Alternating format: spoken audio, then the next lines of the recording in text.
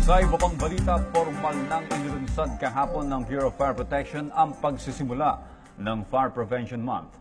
Narito ang report ni Joy Gumatay.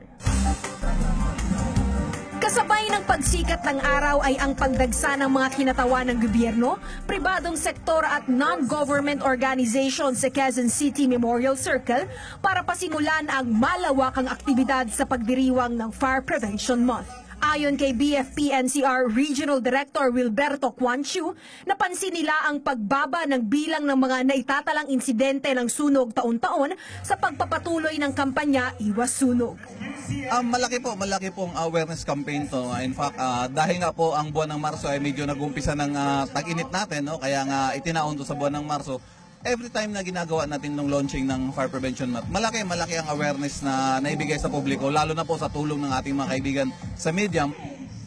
Kasabay ng pagdiriwang ng Fire Prevention Month ngayong 2017 ay ang procurement ng additional fire trucks ng Bureau of Fire Protection na ginagamit nila para mas mapadali yung kanilang pagresponde sa iba't ibang insidente ng sunog sa Metro Manila.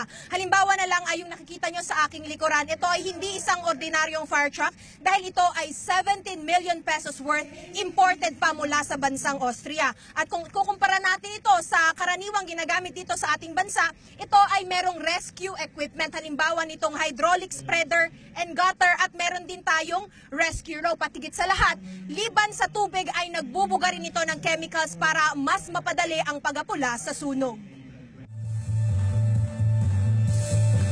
Do you remember the 21st night of September?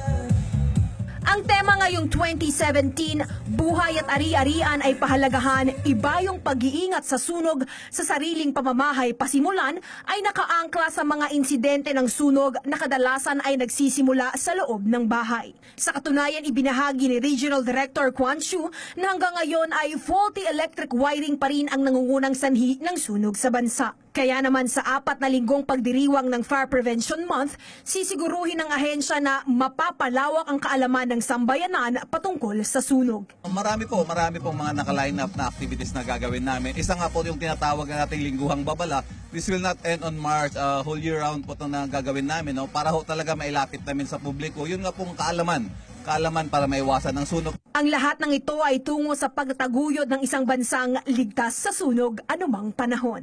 Para sa PTV News, Joy Gumatay.